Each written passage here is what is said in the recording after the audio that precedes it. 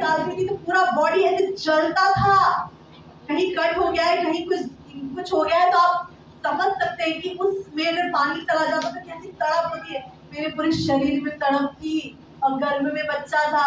मैंने जान लिया कि जब परमेश्वर आपको एनॉइंटिंग से भरा हुआ कुछ दान देते हैं तो अपने आप शत्रु आपके ओर आने लगता है, और जब शत्रु आता है तो वो पूरी तरीके से आपको हराने की कोशिश करता है, आपको निराश करने की कोशिश करता है।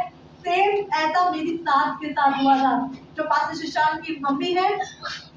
जब वो 9वें महीने में थी, बहुत परिस्थिति उनकी खराब हो गई थी, बहुत ज्यादा परेशानी में वो थी, इतनी ज्यादा डिप्रेशन में चली गई थी कि जब वो ईएसआईसी के हॉस्पिटल में जब वो एडमिट हुई तो उनके रिश्तेदारों ने उनसे ऐसा कहा कि अगर बेटा नहीं हुआ ना तो हम तुझे घर भेज देंगे, बेटी हुई तो हम तुझे बेटी हुई तो हम तुझे घर भेज देंगे, बेटा रहा तो हम तुझे यहाँ रखेंगे।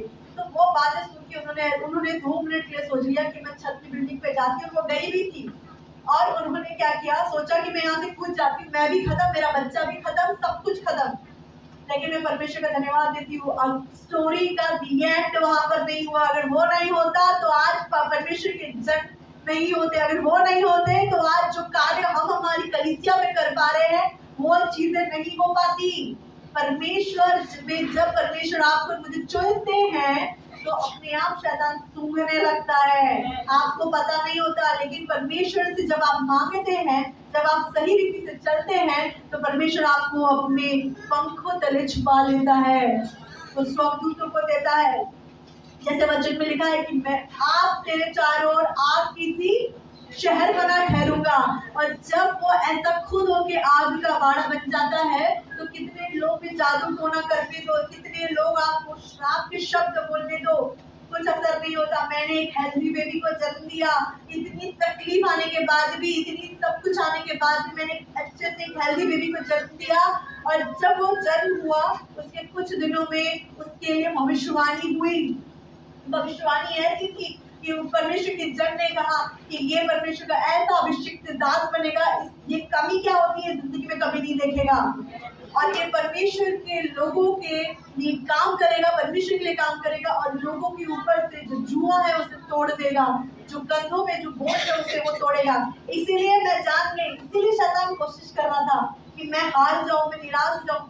इतनी तकलीफ थी मेरे शरीर में, इतनी तकलीफ थी कि ऐसा लग रहा था कि मैं क्या कर लूं खुद को, क्योंकि असहनीय दर्द था।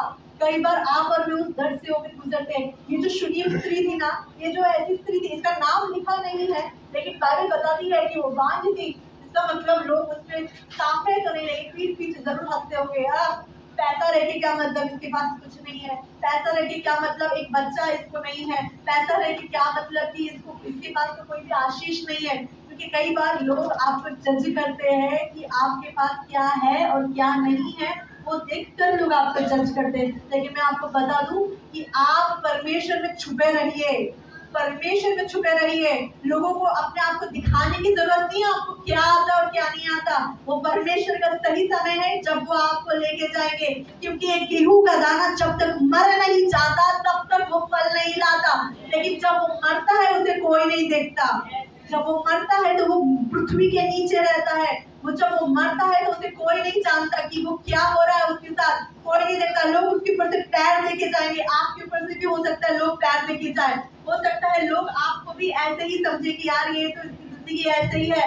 लेकिन आप अपने सही जगह पे बने रहिए, दिन को प्रार्थना करें, रात को प्रार्थना करें, दोपहर को प्रार्थना करें, परमेश्वर से बातें करें, परमेश्वर को अपना सच्चा मित्र बना ले जैसे ये स्त्री ने बनाया था। और जब आप ऐसा करेंगे तब आप बड़ी बेदारी को अपने जीवन में देखेंगे, क्योंकि जो चीजें छुपी हुई रहती है, वचन में लिखा है कि मैं उसे गड़ा हुआ धन दूंगा।